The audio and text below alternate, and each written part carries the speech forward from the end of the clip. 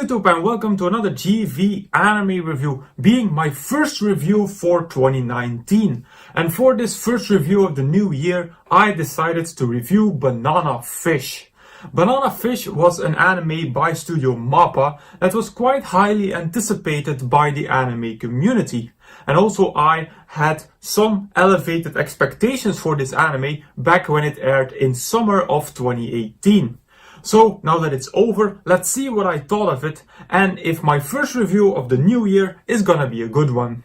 Banana Fish takes place in the criminal underworld of modern day New York, where we meet our main protagonist for this story, Ash Lynx. Ash is an orphan who was raised by mafia boss Dino Goldzine. Now because of this, Ash's youth was filled with murder and because of his very good looks, also with a lot of sexual abuse. And all of this turned Ash into a cold-hearted killer. Now that Ash is 17 years old, he only has one goal in his mind anymore, being taking revenge on the monster that raised him. It is at this time that Ash meets a young Japanese photographer by the name of Eiji Okumura. And Eiji is about the complete opposite of Ash. He is a very innocent boy with a heart white as snow, but he is about to be dragged headfirst into the major war that Ash is about to unleash. However, unconsciously and unknowingly, Eiji is also having a major influence on Ash. First of all, I definitely want to congratulate Banana Fish on its general story and setting. This anime has a modern day Western story set in a modern day Western world, which is something that is quite rare in anime. I remember seeing a few animes that take place in America or in Europe, but overall it's still quite a rarity in our animes.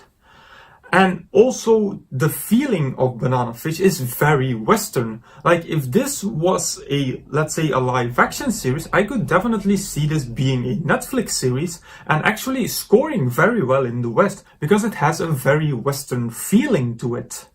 Now, the main topic of this anime is the mafia world, and that is something that is used quite frequently in anime, but Banana Fish had some other less common topics in animes. For me, that definitely was the topic about child prostitution. I don't think I have ever seen an anime actually using them, so that was something that set Banana Fish apart from a lot of other animes.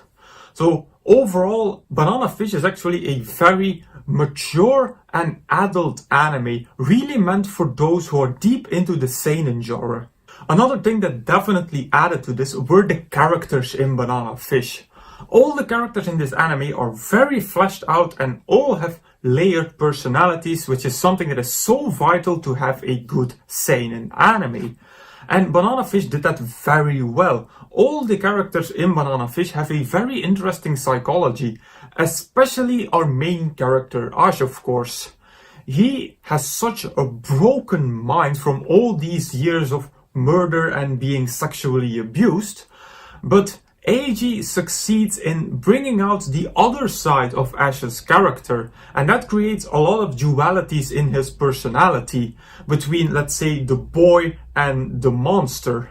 And you see that along the anime, that Ash also really struggles with these dualities. He's really torn apart between wanting to protect Eiji and living a normal 17-year-old life against wanting his revenge against Goldzine and this criminal world, which is the only thing he has ever known. Where this was shown very well was in Ash's relationship with Goldzine. They have a relationship that is not pure black and white. It was a very, let's say, seinen relationship. On one hand, Ash really wants to murder Goldzine and absolutely hate him, but it's not that simple. You see along the anime that their relationship is a lot more complex than that. Also the way how it eventually was concluded in the final episode. And I think it was also the meaning of Banana Fish that we as a viewer would never fully understand the dynamics that they had between them. And a final, less serious positive point that I really enjoyed in Banana Fish were the flashes of comedy in this anime. Now most of the time Banana Fish is a very serious, mature anime, but there were some bits of comedy sprinkled throughout the episodes. And almost every time the timing of the comedy was really good. I have seen other animes, very serious animes, that tried to incorporate comedy but timed it bad, that it really destroyed the flow of the anime. But in Banana Fish, the timing of the comedy was really good. It always came at exactly the right moment to break a tense sphere of an episode. As a first negative point, I want to say that the ending of Banana Fish was a bit predictable. With that, I don't want to say that the ending was bad. On the contrary, the ending was actually very well done. The final scene was touching, and it was a very fitting ending for this anime. But you could actually predict that this was going to happen a few episodes in advance, so it didn't really come as a surprise. My second negative point is one that you definitely have to take with a grain of salt, because it isn't a true negative point. But Banana Fish is an anime that requires quite some focus to follow, especially because of the sheer number of characters in this story. Now, in the first half of the anime, it's still quite reasonable, because you basically have Ash versus Arthur. That is the main plot of the first half. But then in the second half of the anime, there are a lot more characters being involved, a lot more stories being involved, and a lot more relationships being involved. So I'm not really saying that this is a bad thing for the anime. I only want to say that Banana Fish isn't an anime that you can just casually watch. It's an anime that really requires you to keep your head with it.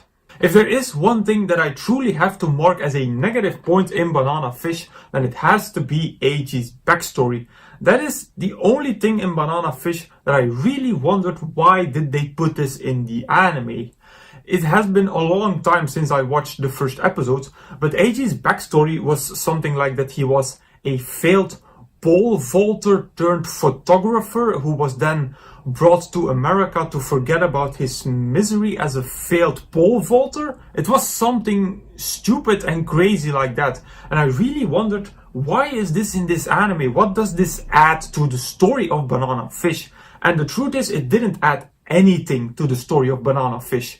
That is probably also the reason why it was only mentioned once in like one of the first episodes, and then after that the anime never came back to it again. So Eiji's backstory, that was something that I really didn't understand. So as a conclusion, I definitely have to congratulate Studio Mappa on Banana Fish.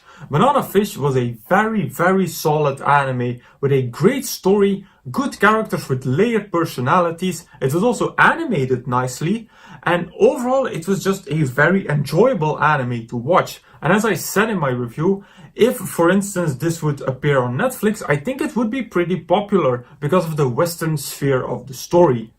So overall, I am going to rate Banana Fish at a solid 4 out of 5 stars. I definitely recommend watching this anime if you're into the mature seinen anime genre. If there's one thing that I would have liked to seen different in this anime, then it would have been a little bit about the ending. Also because we will never know Eiji's reaction to the ending of this anime.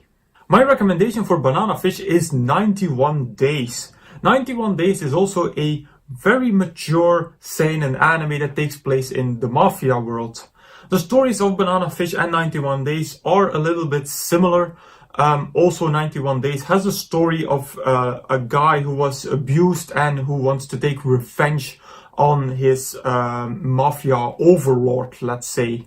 Now 91 Days did have some flaws. I remember that especially the ending was a little bit lackluster to me. But if you enjoy a mature mafia story as in Banana Fish, then I think you will enjoy 91 Days, even though it isn't set in the modern day world as Banana Fish. And with that, I conclude my first review of 2019 of Banana Fish.